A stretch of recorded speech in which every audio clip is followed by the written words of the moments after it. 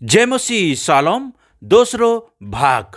नयाँ करारमा के अब दशंश र अगोटे फल दिनु पर्दैन? उत्पत्ति 4 अध्यायको 4। तर हाबीले आफ्ना भेडाको बगालबाट पहिले जन्मेका पाठाहरूका बोसे भाग ल्याए। परमप्रभुले हाबिल र तिनको भेटी ग्रहण गर्नुभयो। उत्पत्ति 14 अध्यायको 20। सर्वोच्च परमेश्वर धन्यका हुन् जसले तिम्रा शत्रुहरूलाई तिम्रा हातमा सुम्पिदिनु भयो अनि अब्राहमलाई सबै कुराको दशांश दिए। उत्पत्ति 4 अध्यायको 4 र उत्पत्ति 14 अध्यायको 20 अनुसार हाबिल र अब्राहमले दशांश अगोटे फल दिएका थिए, जबकि व्यवस्था मोसाको समयदेखि आयो। अब्राहमको पालामा हाबिलको पालामा व्यवस्था दिएको थिएन। कतिपयले भन्छन् कि नयाँ करारमा दशंश अगोटे फल दिनु पर्दैन, किनभने दशंश र अगोटे फल दिने नियम चाहिँ व्यवस्थाबाट आएको हो। तर यो वचनबाट हामी स्पष्ट बुझ्छौँ कि व्यवस्था आउनुभन्दा अगाडि नै हाबिलले अगोटे फल दिए, अब्राहमले दशंश दिए। उत्पत्ति 4 को 4 अनुसार हाबिलले व्यवस्था आउनुभन्दा अगाडि अगोटे फल दिए। उत्पत्ति 14 को 20 अनुसार व्यवस्था आउनुभन्दा अगाडि अब्राहमले दशंश दिए। महत्त्वपूर्ण यो होइन कि उनीहरूले कतिचोटि दिए। कतिपयले भन्छन् कि हाबिलले एकचोटि मात्रै दियो, अब्राहमले एकचोटि मात्रै दियो। हामी ती कुराहरूतिर जान्दैनौँ। चाहे एकचोटि भए पनि दुईचोटि भए पनि दिन त दिए नि, किनभने त्यो बेला व्यवस्थाको समय थिएन, सिकाइएको थिएन, र पनि यिनीहरूले परमेश्वरको आत्माको अगुवाईमा विश्वासमा व्यवस्था आउनुभन्दा अगाडि यिनीहरूले के गरे? अगोटे फल र दशंश दिएका थिए। आज कतिपयलाई कतिचोटि सिकाउनु पर्छ कि दशंश परमेश्वरको राज्यमा दिनुपर्छ, अगोटे फल दिनुपर्छ, परमेश्वरको घरमा दशंश अगोटे फल दिनुपर्छ, र पनि तिनीहरू दिन मान्दैनन्। आज उनीहरूसँग सिङ्गो पवित्र बाइबल छ, र पनि उनीहरूले दशंश अगोटे फल दिनु मान्दैनन्। तर व्यवस्था आउनुभन्दा अगाडि नै हाबिलले र अब्राहमले दशंश अगोटे फल दिएका थिए। यसबाट स्पष्ट हुन्छ कि दशंश अगोटे फल वास्तवमा व्यवस्थाको नियम होइन। यो त व्यवस्था आउनुभन्दा अगाडि नै दशंश र अगोटे फल दिएको थियो। फेरि हामीले व्यवस्थाकै रूपमा, व्यवस्थालाई नियम कानुनको रूपमा मात्रै बुझ्नु भएन। व्यवस्थाभित्र पनि परमेश्वरको जीवित वचन छन्। यदि व्यवस्था आउनुभन्दा अगाडि हाबिलले र अब्राहमले अगोटे फल र दशंश दिनु सक्छन् भने हामीहरू नयाँ करारमा दशंश अगोटे फल दिन किन सक्दैनौँ?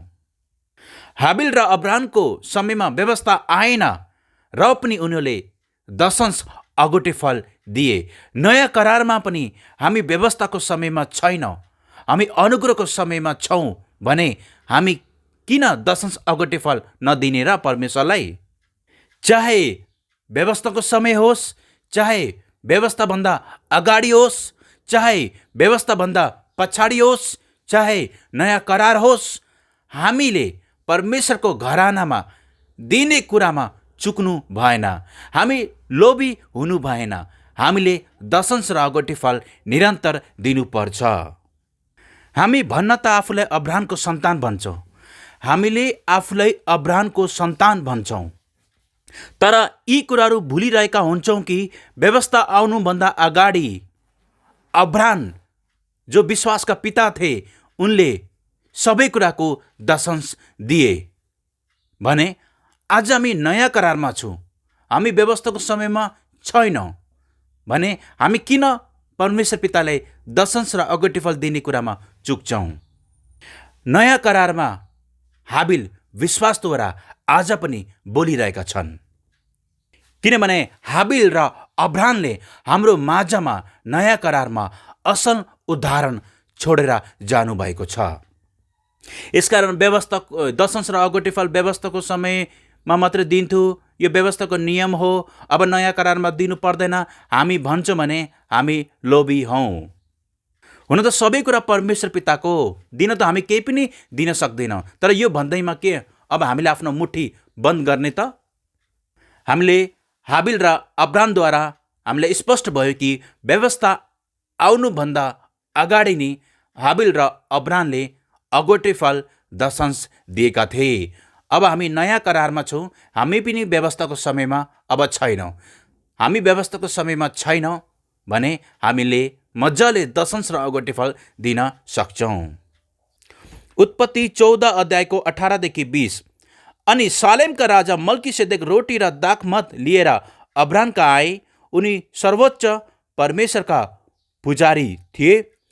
उनले अब्रामलाई यसो भनेर आशीर्वाद दिए, स्वर्ग र पृथ्वी सृष्टि गर्नुहुने सर्वोच्च परमेश्वरबाट अब्रामलाई आशिष मिलोस्।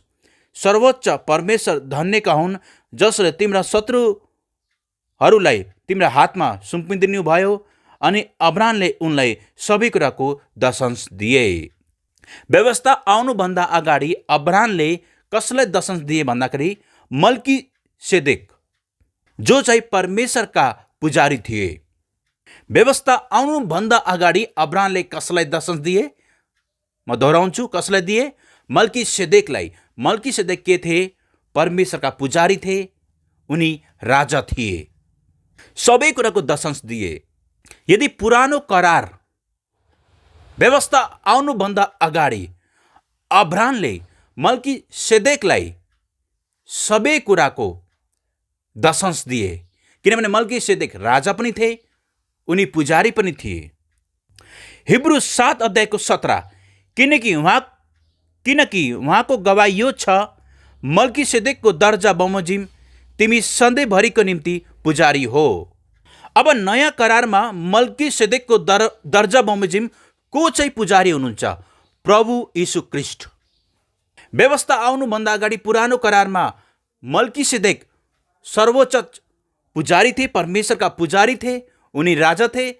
नयाँ करार अनुसार पनि प्रभु यीशु मल्कीसेदेकको दर्जा बमोजिम उहाँ चाहिँ पुजारी हुनुहुन्छ, उहाँ राजा पनि हुनुहुन्छ। मल्कीसेदेक पुजारी थिए, उनी राजा थिए। अब्रामले पुरानो करार व्यवस्था आउनुभन्दा अगाडि नै मल्कीसेदेकलाई सबै कुराको दशंश दिए। नयाँ करारमा मल्कीसेदेकको दर्जा बमोजिम पुजारी चाहिँ प्रभु यीशु हुनुहुन्छ, उहाँ राजा पनि हुनुहुन्छ। के अब उहाँलाई दशंश र अगोटे फल नदिने त? पुरानो करारमा मल्कीसेदेकलाई अब्रामले सबै कुराको दशंश दिए, जसलाई हामी विश्वासको पिता भन्छौँ। हाम्रो विश्वासको पिता अब्रामले सबै कुराको दशंश मल्कीसेदेकलाई दिए। अब हामी त अब्रामका सन्तान हो नि। हामी अब्रामका सन्तान भएको कारणले गर्दा अब नयाँ करारमा मल्कीसेदेकको दर्जा बमोजिम हाम्रो मल्कीसेदेक को हुनुहुन्छ? प्रभु यीशु हुनुहुन्छ। को हुनुहुन्छ? प्रभु यीशु। प्रभु यीशु को हुनुहुन्छ? मल्कीसेदेकको दर्जा बमोजिम पुजारी हुनुहुन्छ, उहाँ राजा हुनुहुन्छ। त्यसो भए अब हामीले अब्रामको देखासेखी गर्नु पर्यो कि परेन? जसरी विश्वासको पिता अब्रामले सबै कुराको दशंश मल्कीसेदेकलाई दिए भने अब हामी उहाँका सन्तान भएको कारणले गर्दा हाम्रो प्रभु यीशु मल्कीसेदेक हुनुहुन्छ। उहाँ मल्कीसेदेकको दर्जा बमोजिम उहाँ पुजारी हुनुहुन्छ, उहाँ राजा हुनुहुन्छ भने अब हामीले उहाँलाई दशंश दिने कि नदिने? अब्राम मल्कीसेदेककोमा खाली हात आएनन्। हामी पनि मल्कीसेदेकको दर्जा बमोजिम प्रभु यीशु, जो चाहिँ पुजारी हुनुहुन्छ, उहाँ चाहिँ राजा हुनुहुन्छ, उहाँकोमा हामी खाली हात आउनु भएन। हामीले दशंश र अगोटे फल उहाँको चरणमा ल्याउनु पर्यो। म जुन वचन बोल्दैछु, म चाहिँ पुरानो करार र नयाँ करार दुवैबाट म पदबाट बोल्दैछु वचन, ताकि तपाईँलाई स्पष्ट होस् कि दशंश र अगोटे फल नयाँ करारमा जुन दिनुपर्ने हो त्यसको अन्त्य भएको छैन। यो पदबाट पनि स्पष्ट भयो कि पुरानो करारमा मल्कीसेदेकलाई दशंश दिन हुने अब्रामले, नयाँ करारमा मल्कीसेदेकको दर्जा बमोजिम प्रभु यीशु जो पुजारी हुनुहुन्छ, राजा हुनुहुन्छ उहाँलाई चाहिँ दशंश र अगुटे फल दिन चाहिँ किन नहुने? हामी मजाले दिन सक्छौँ। व्यवस्था आउनुभन्दा अगाडि पनि दशंश र अगुटे फल दिएको थियो। व्यवस्था आएपछि पनि दशंश र अगुटे फल दिएकै थियो। नयाँ करारमा पनि हामी दिनेछौँ। हिब्रू 7 अध्यायको 8, एकतिर मरणशील मानिसहरूले दशंश लिन्छन्, अर्कोतिर सदाकाल जीवित रहन्छन् भनी घोषणा गरिएका उनी एकजनाले सो लिन्छन्। तपाईँलाई बुझ्ने भाषामा म यसरी यो पदलाई व्याख्या गर्दैछु। यो गहिरो छ। हामी मरणशील मानिस भएको कारणले गर्दा हामी मरणशील मानिसहरूले सदाकाल जीवित रहनुहुने प्रभु यीशुलाई दशंश र अगुटे फल दिन्छौँ। जसरी हामी पुरानो करार होस् चाहे नयाँ करार होस्, पुजारी जो चाहिँ शरीरमा हुन्छन् उनीहरू त एक दिन मर्छन्। मरणशील पुजारीले दशंश र अगुटे फल लिन्छन् र सदाकाल प्रभु यीशु ख्रीष्ट जीवित हुनुहुन्छ उहाँको नाउँको घोषणा गर्छन्। र अर्को कुरा, मरणशील मानिसहरूले आफ्नो दशंश अगुटे फल दिन्छन्। कसलाई दिन्छन्? प्रभु यीशु जो पुजारी हुनुहुन्छ, जो राजा हुनुहुन्छ, उहाँ चाहिँ कहिले पनि मर्नुहुने छैन। उहाँले मृत्युलाई जितिसक्नु भएको छ। यसकारण मरणशील मानिसहरूले प्रभु यीशुलाई के गर्छन्? सदा सर्वदा जीवित रहनुहुने प्रभु यीशुलाई दशंश र अगुटे फल दिन्छन्। प्रेरित संस्कार अनुसार, प्रेरित शिक्षा अनुसार परमेश्वरका छोराले आफ्नो दशंश र अगुटे फल परमेश्वरको घरानामा दिन्छन्। दशंश र अगुटे फल दिनुको अर्को अर्थ के हो भने प्रभु यीशु जीवित हुनुहुन्छ। प्रभु यीशु जीवित हुनुहुन्छ। मरेकाहरूलाई हामी कुनै भी कुरा दिँदैनौँ। तपाईँ च्यानमा गएर लासहरूलाई कुनै भी कुराहरू दिनुहुन्न। तर जो चाहिँ जीवित छन् उनीहरूलाई मात्र तपाईँले कुनै भी कुरा दिन सक्नुहुन्छ। प्रभु यीशु जीवित हुनुहुन्छ। के यो भने त प्रभु यीशु नयाँ करारमा हुनुहुन्न, जीवित हुनुहुन्न भन्ने त? प्रभु यीशु जीवित हुनुहुन्छ। उहाँ मल्कीसेदेकको दर्जा बमोजिम पुजारी हुनुहुन्छ। उहाँ राजा हुनुहुन्छ। उहाँ जीवित भएको कारणले गर्दा परमेश्वरका छोराहरूले आफ्ना दशंश र अगुटे फल उहाँलाई दिन्छन्। तर हामी प्रभु यीशुलाई सिधै दशंश अगुटे फल दिन सक्दैनौँ। हामी परमेश्वर पितालाई सिधै दशंश र अगुटे फल दिन सक्दैनौँ। यसकारण परमेश्वर पिताले आफ्नो घरानामा एउटा आत्मिक बुवा राखिदिनु भएको छ, स्पिचर फादर राखिदिनु भएको छ। अनि छोराहरूले आफ्नो दशंश र अगुटे फल परमेश्वर पितालाई, प्रभु यीशुलाई सिधै दिन नसकेको कारणले गर्दा आत्मिक बुवालाई आफ्नो दशंश र अगुटे फल दिन्छन्। मरणशील मानिसहरूले के गर्छन्? दशंश अगुटे फल दिन्छन्। र जो जीवित हुनुहुन्छ आदि र अन्त्य, उहाँले चाहिँ के गर्नु छ? दशंश र अगुटे फल लिनुहुन्छ।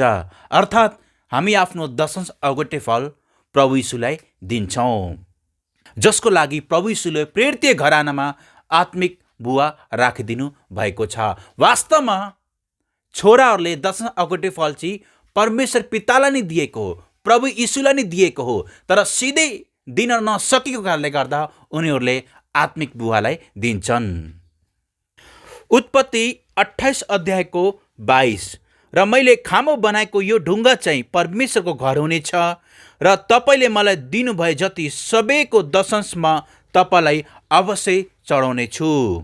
यो पनि व्यवस्था आउनुभन्दा अगाडि याकुब जो परमेश्वरका छोरा थिए उनले भने यो चाहिँ परमेश्वरको घर हुनेछ र तपाईँले मलाई जे जे कुरा दिनुभएको छ सबै कुराको दशंशमा तपाईँलाई दिनेछु। व्यवस्था आउनुभन्दा अगाडि याकुबले सबै कुराको दशंश दिएका छन्। व्यवस्थाको समय हुँदा मात्रै दशंश अगुटे फल दिने, व्यवस्था नभएपछि नदिने, त्यो चाहिँ होइन। मैले भने नि, चाहे व्यवस्थाभन्दा अगाडि होस्, चाहे व्यवस्थाको समयमा होस्, चाहे व्यवस्था पछिको होस्, हामीले यो पृथ्वी रौन्जेलसम्म हामीले आफ्नो कमाईको दशंश र अगुटे फल दिनुपर्छ। हितोपदेश 3 अध्यायको 9, आफ्नो धन सम्पत्ति र आफ्ना सबै उब्जनीको अगुटे फलले परमप्रभुको आदर गर। अब यो पद चाहिँ पुरानो करारको व्यवस्थाको समयको, त्यही भएर अब हामीले व्यवस्थाको समयमा पुरानो करारमा मात्रै हामीले के गर्नुपर्छ, परमेश्वर पितालाई आफ्नो धन सम्पत्ति र अगोटे फलले आदर गर्नुपर्छ। नयाँ करारमा त हामीले मनले मात्रै आदर गर्नुपर्छ यदि भन्दै हुनुहुन्छ भने गलत हुनुहुन्छ। नयाँ करारमा मन चाहिँ दिन हुने, धन चाहिँ नदिने, हामी कति एकदमै चलाक हुन्छौँ, कहिलेकाहीँ धेरै बाटो खोज्छौँ। हामी परमेश्वर पितालाई आराधना गीत भजनहरू गाएर मन चाहिँ दिन्छौँ, तर धन चाहिँ दिँदैनौँ। त्यो धन कमाउने शक्ति र बल कसले दिनुभयो? परमेश्वर पिताले। अनि यो आफ्नो धन सम्पत्ति र अगोटे फलले आदर गर, के त्यसो भए अब यो त व्यवस्थाको समय मात्रै थियो, व्यवस्थाको समयमा मात्रै हामीले धन सम्पत्ति र अगोटे फलले, दशंश र अगोटे फलले आदर गर्नुपर्छ, नयाँ करारमा त अब आदर गर्नु पर्दैन, गीत मात्रै गाएर आदर गरे भइपुग्छ, अलिकति मन दिएर आदर गरे भइपुग्छ, अब चाहिँ परमेश्वरले दशंश अगोटे फल दिनु पर्दैन यदि भन्छौँ भने हामी मूर्ख छौँ। किनभने आदर, परमेश्वर पितालाई आदर गर्ने समय चाहे व्यवस्थाको समयमा होस्, चाहे व्यवस्थाभन्दा अगाडि होस्, चाहे नयाँ करार होस्, चाहे जुनसुकै समय होस्, जब हामी पितासँग हुन्छौँ, जब हामी परमेश्वर पितासँग हामी हुन्छौँ, कि त्यतिखेर हामी उहाँलाई आदर नगर्ने त? हामी स्वर्ग जाने कुरा त गर्छौँ, हामी स्वर्ग जानेछौँ, के आदर गर्ने कुराहरू कहिले पनि अन्त्य हुँदैन। अब यसको अर्थ भनेको ल अब हामी सबै स्वर्गमा छौँ, अब स्वर्गमा हामीले दशंश अगोटे फल दिनुपर्छ भन्ने होइन, हामीले त्यहाँ दिइराख्नु पर्दैन। तर हामीसँग यो पृथ्वीमा रहँदाखेरि, किनभने अब स्वर्गमा न तपाईँलाई जागिर गर्नुपर्छ, न तपाईँसँग खेतीबाडी होला, कुनै भी कुरा नहोला, तपाईँलाई बुझाउने हिसाबले म बोल्दैछु। अब यो पृथ्वीमा त यो संसारमा हुँदा त हामीसँग जागिर छ, खेतीबाडी जे कुरा छ, हामीसँग जे छ त्यही कुराले परमेश्वर पितालाई आदर गर्ने हो। हामीसँग धन सम्पत्ति छ त हामीले आफ्नो दशंश र अगोटे फलद्वारा परमेश्वर पितालाई आदर गर्ने हो। यसकारण नयाँ करारमा पनि हामीले व्यवस्थाको समय मात्रै थियो भनेर बस्ने होइन। नयाँ करारमा पनि हामीले दशंश र अगोटे फलद्वारा परमेश्वर पितालाई आदर गर्नुपर्छ। आदर गर्ने कुराको कहिले पनि अन्त्य हुँदैन। भजन सङ्ग्रह 126 को 5 देखि 6।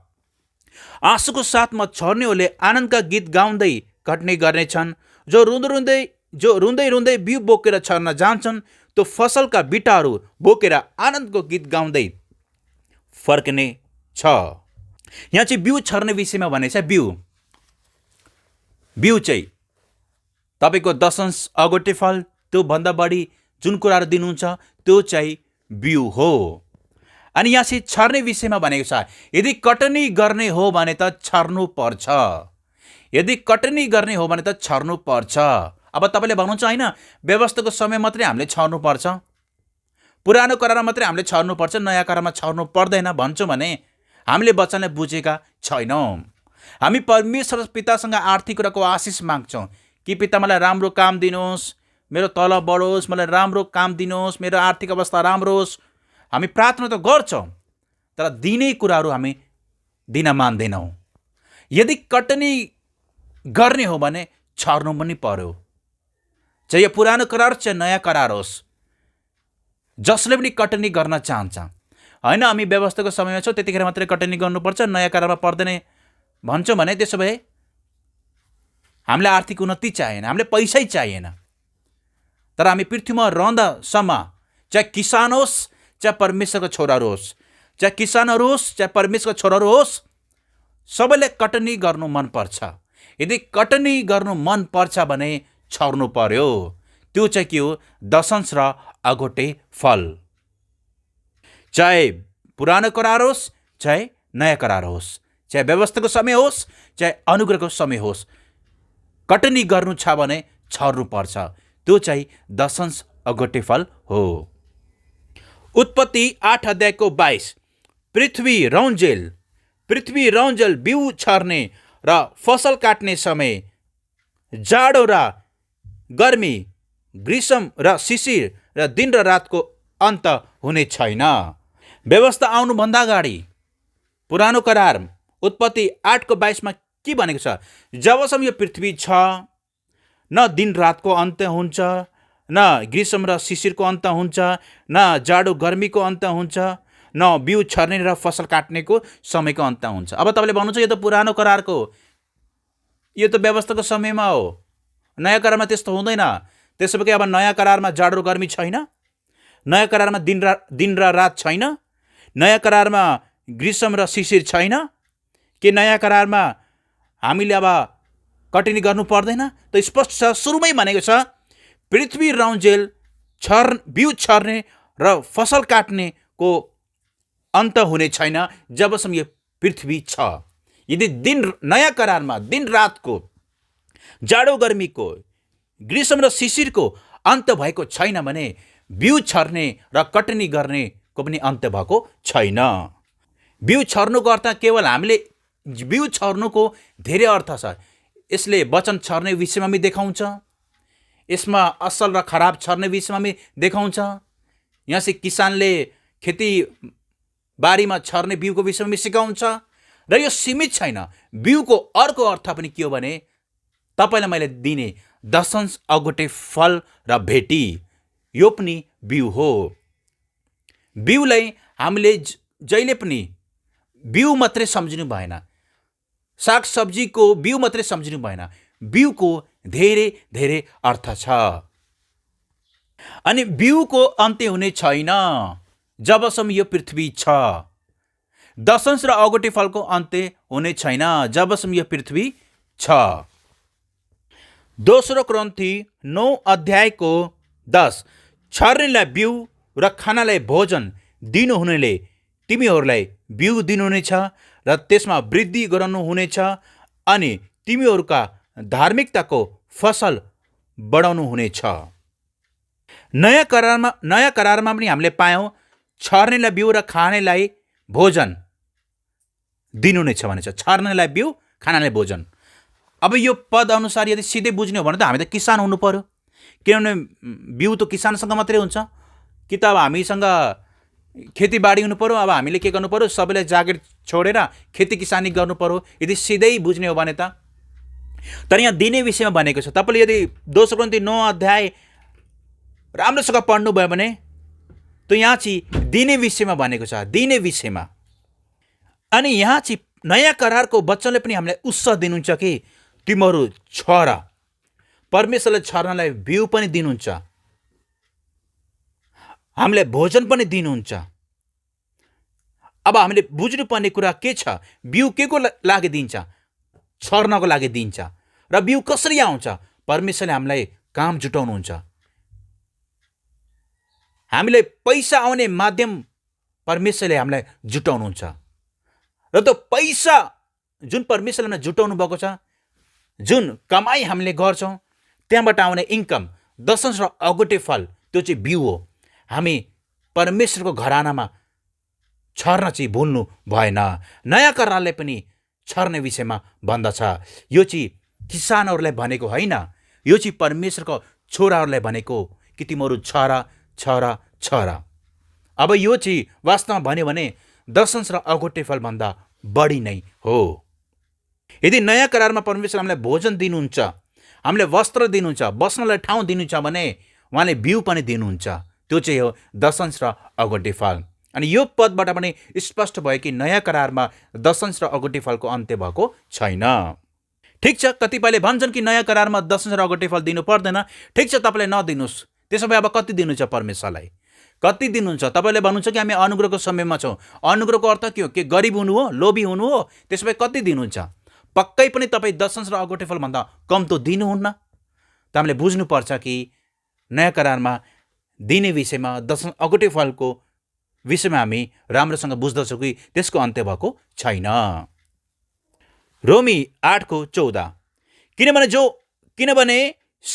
किनभने सबै जो परमेश्वरको आत्माले डोराइएका हुन्छन् तिनीहरू नै परमेश्वरका सन्तान हुन्।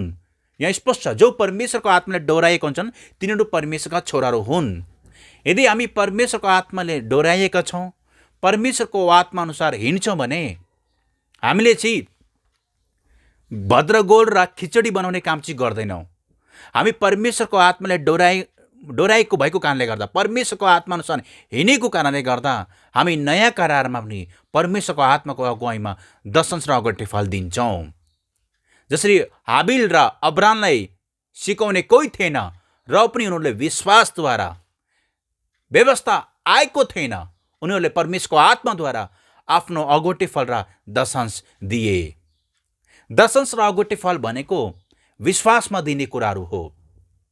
यसमा चाहिँ हामीले चाहिँ बाठो भएर लोभी भएर यो त व्यवस्थाको समयमा नयाँ करारमा दिनु पर्दैन हामी भन्छौँ भने हामी परमेश्वरको आत्माले डोराएका होइनौँ। त्यसो भए त हामी हेर्छौँ कि पुरानो करारमा व्यवस्थाको समय हामी पुरानो करारमा हेर्छौँ कि मजाले उनीहरूले बाजा गाजा बजाएर आराधना गर्थे, सबै कुराहरू गर्थे।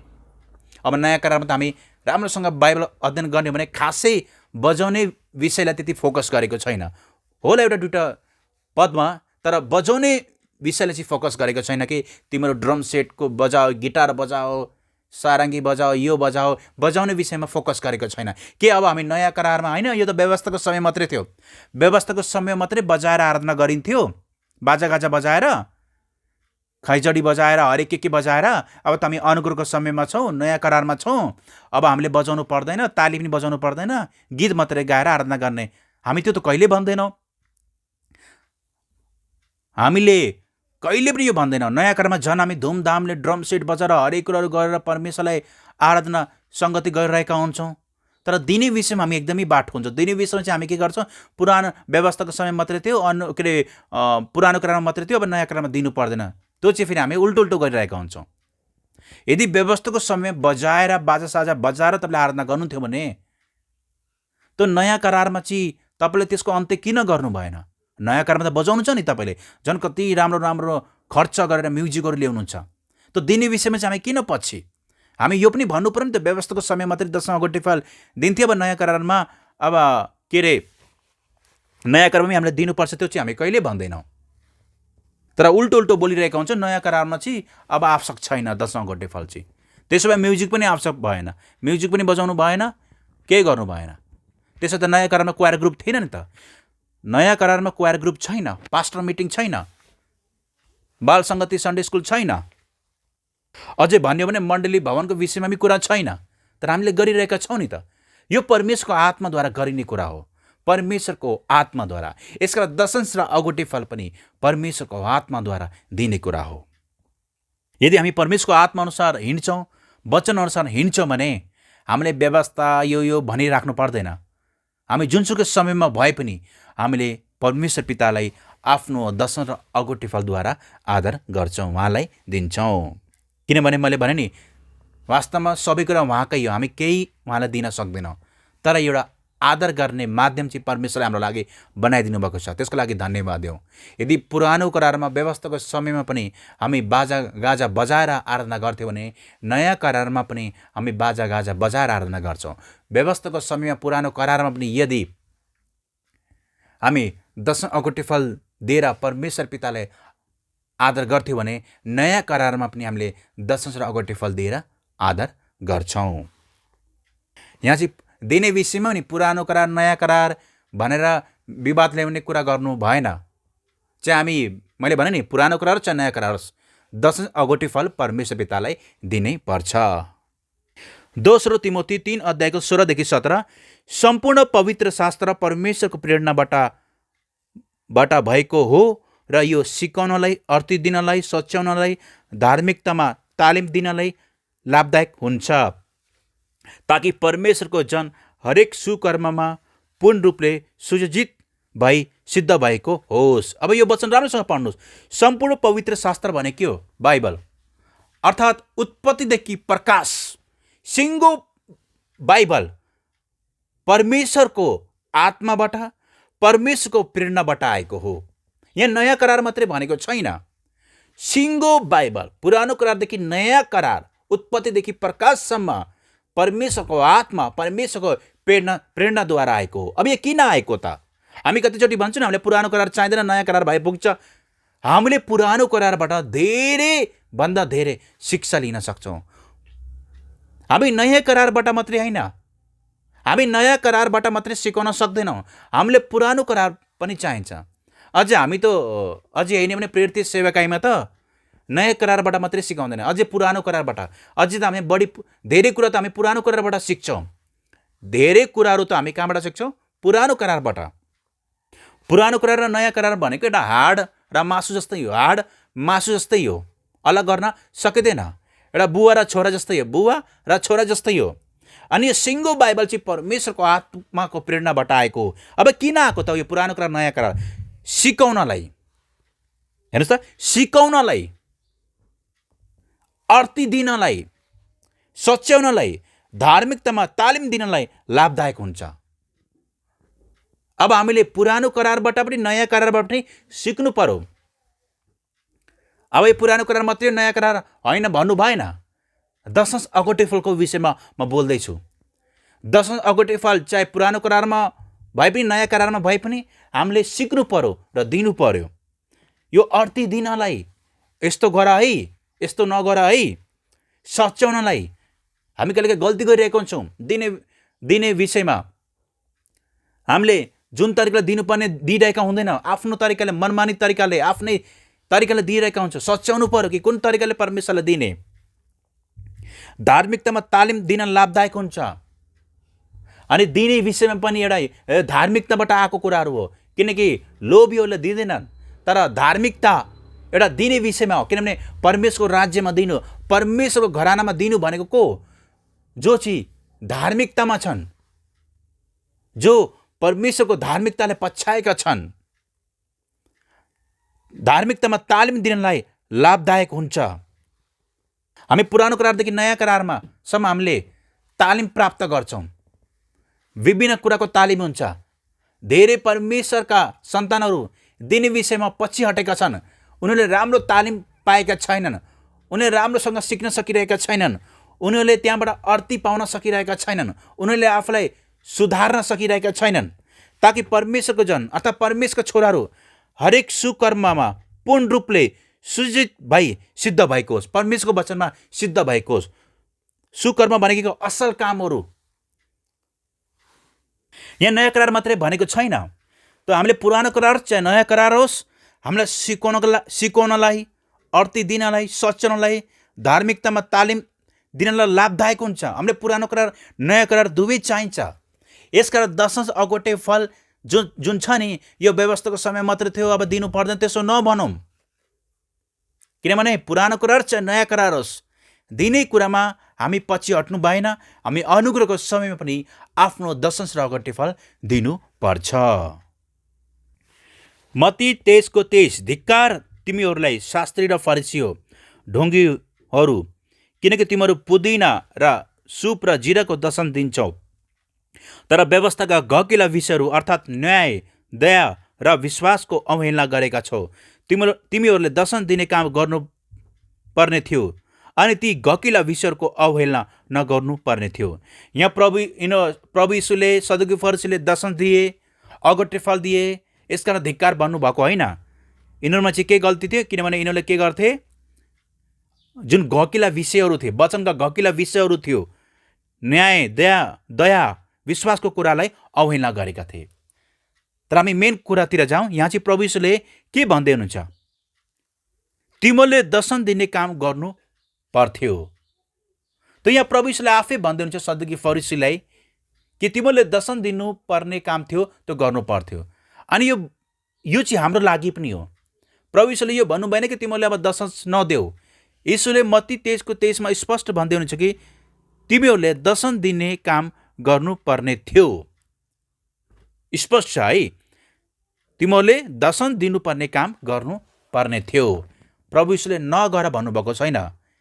प्रभु यीशुले यो भन्दै हुनुहुन्छ कि गहकिला विषयहरूको अवहेलना नगर, वचनबाट आएको गहिरो कुराहरूको अवहेलना नगर। यो पदको धेरै व्याख्या गर्न चाहन्न। यहाँ स्पष्ट छ, मत्तीको 23:23 तिमीहरूले दशम दिने काम गर्नुपर्ने थियो। यहाँ नयाँ करारमा प्रभु यीशुले भन्दै हुनुहुन्छ। प्रभु यीशुले यो भन्नु भएन कि तिमीहरूले दशम दिने काम अब नगर, पर्दैन भन्नु भएन। गर्नुपर्ने थियो, तिमीहरू देऊ।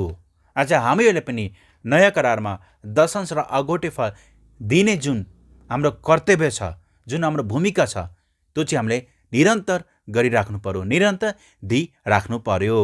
किनभने हाम्रो धार्मिकता सदुकी र फरिसी भन्दा बढी हुनुपर्छ भनेर प्रभु यीशुले भन्नुहुन्छ कि यदि तिमीहरूको धार्मिकता सदुकी, फरिसी र शास्त्री भन्दा यदि हाम्रो बढी भएन भने, तपाईँलाई थाहा छ नि, वचनमा स्पष्ट छ, यसका हाम्रो बढी हुनुपर्छ।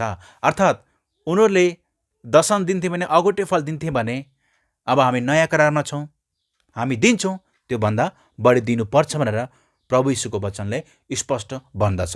किनभने हामी अनुग्रहको समयमा छौँ, यसकारण हाम्रो धार्मिकता उनीहरूभन्दा बढी हुनु पर्यो। लुक्का 18 अध्यायको 11देखि 12 अनि 14। फरिसीले उभिएर मनै यसरी प्रार्थना गर्यो, हे परमेश्वर, म तपाईँलाई धन्यवाद दिन्छु, म अरू मानिसहरू जस्तो धुता, अन्याय, व्यभिचारी अथवा यही कर उठाउने जस्तो पनि छैन। म हप्तामा 2 पल्ट उपवास बस्दछु, मैले पाएको सबै थोकको दशंशमा दिन्छु।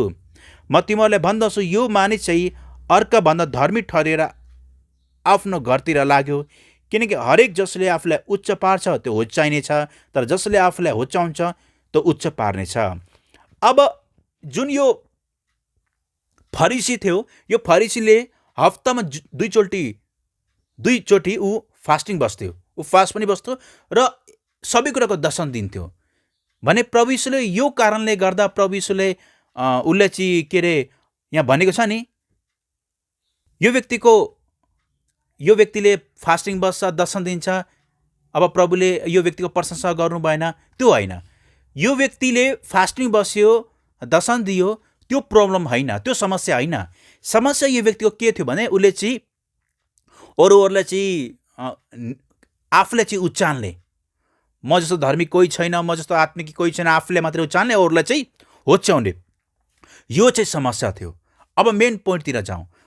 अब यहाँ चाहिँ यो व्यक्तिले के भन्दैछ, प्रभुले एउटा उदाहरण दिनुभएको छ। उदाहरण दिनुभएको छ कि एउटा फरिसीले के गर्छ, उसले आफूलाई उचाल्छ, आफूलाई धर्मी ठहराउँछ, त्यो चाहिँ समस्या हो। तर समस्या यो होइन, ऊ फास्टिङ बस्छ, दशम दिन्छ, त्यो चाहिँ समस्या होइन। यो नयाँ करारको कुरा गर्दैछु। अब तपाईँले भन्नुहोला कि पास्टर बुवा यो त दृष्टान्त हो, यो त एउटा उदाहरण मात्रै हो नि त, कहाँ दशम दिनुपर्छ नयाँ करारमा, दिनु पर्दैन, यो त एउटा उदाहरण मात्रै हो। यो त के अरे फरिसीले चाहिँ 2 पल्ट उपवास बस्छ र दशम दिन्छ, यो त एउटा उदाहरण मात्रै हो, कहाँ साँचो घटना हो। प्रभु यीशुले त उदाहरण मात्रै दिनुभएको। त्यसो भए ठिक छ, यो उदाहरण हो। ल अब हामीले यो स्वीकार कि उदाहरण हो, किनभने यो उदाहरणमा मात्रै दशमको कुरा आयो, वास्तविक छैन। त्यसो भए तपाईँहरू फास्टिङ बस्नुहुन्छ कि बस्नुहुन्न, यो प्रश्न आउँछ। फास्टिङ बस्नुहुन्छ कि बस्नुहुन्न, बस्नुहुन्छ नि त, होइन? त यहाँ फास्टिङको कुरा पनि राखेको छ। त्यसो भए अब तपाईँले के भन्नुहुन्छ, यो उदाहरणमा फास्टिङ पनि आएको, कहाँ फास्टिङ बस्ने नयाँ करारमा फास्टिङ बस्नु भएन। त्यसो भए तपाईँ अब के गर्नु पऱ्यो भने नि, यदि यो उदाहरण हो, यो उदाहरणको रूपमा मात्रै दशमको विषयमा दशमको बारेमा मात्रै भनेको छ भने त्यसो फास्टिङ पनि बस्नु भएन। किनभने यो फरिसी त फास्टिङ पनि बस्थ्यो, फास्टिङ पनि बस्नु भएन। यदि दशंश नदिने हो भने फास्टिङ पनि बस्नु भएन। तर फास्टिङ त बस्छौँ नि हामी, त्यो दशंश किन नदिने? त्यो मैले यो मेन पोइन्ट के समातेँ भने, यो फरिसीले चाहिँ फास्टिङ पनि बस्छु, दशंश पनि दिन्थ्यो। प्रभुले यो कुराको विरोध गर्नु भएन, झन् उदाहरणसहित बोल्दै हुनुहुन्छ भने। अब हामीले के सिक्नु पर्यो भने, यदि नयाँ करारमा तपाईँहरू फास्टिङ बस्नुहुन्छ भने नयाँ करारमा दशंश र अगोटे फल चाहिँ हामीले दिनुपर्छ। यो करकापमा होइन, परमेश्वरको आत्मामा, विश्वासमा, वचनमा आज्ञाकारी भएर आफ्नो दशंश र अगोटे फल दिनुपर्छ। प्रभु यीशुले यो फरिसीले बसेको फास्टिङ र दशंशको विरोध गर्नुभएको छैन। झन् हामी प्रेरणा पाउँछौँ कि हामीले फास्टिङ पनि बस्नुपर्छ र दशंश पनि दिनुपर्छ।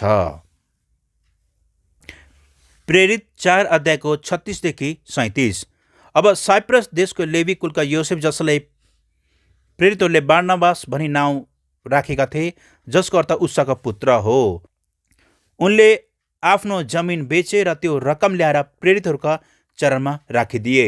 यो चाहिँ पहिलो फल हो, अगोटे फल। हामी यसलाई बुझ्छौँ किनभने उनले सबै आफूसँग 1 रुपियाँ नराखिकन, 1 पैसा नराखिकन सबै प्रेरितहरूको चरणमा राखिदिए। यो चाहिँ पहिलो फल हो, अगोटे फल। त हामी नयाँ करारमा पाउँछौँ कि एउटा कल्चरी भएको थियो। नयाँ करारमा हामी पाउँछौँ कि धेरैजना जुन जग्गा जमिनका घरका मालिक थिए, उनीहरूले ती बेचेर चाहिँ त्यसको पुरै रकम ल्याएर चाहिँ प्रेरितहरूको चरणमा राखिदिए। यो चाहिँ अगोटे फल हो, दशंशभन्दा बढी। अनि यो हामी कहाँ पाउँछौँ? नयाँ करारमा। मत्ती 14 अध्यायको 17देखि 18। तिनीहरूले उहाँलाई भने, यहाँ हामीहरूसित 5 रोटी र 2 माछा मात्र छन्। त उहाँले भन्नुभयो, ती मक ल्याऊ। यो पनि पहिलो फल हो, अगोटे फल। किनभने 5 रोटी 2टा माछा पूर्ण रूपले उनीहरूले प्रभु यीशुलाई दिएका छन्। यो पनि के हो? पहिलो फल, अगुटे फलको एउटा सङ्केत हो। नयाँ करार राम्रो पढ्नुहोस्। नयाँ करारमा दिने विषय एकदमै हाई लेभल छ, एकदमै उच्च स्तरमा उनीहरूले दिएका छन्। यसकारण नयाँ करारमा दशंश र अगुटे फलको अन्त्य भएको छैन।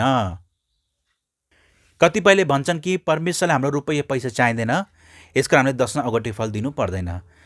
परमेश्वर पितालाई त हाम्रो बाजा गाजा बजाएको धुन पनि चाहिँदैन। किन चाहियो उहाँलाई धुन? किन बजाउनु पर्यो त? बजाउँछौँ नि हामी, होइन?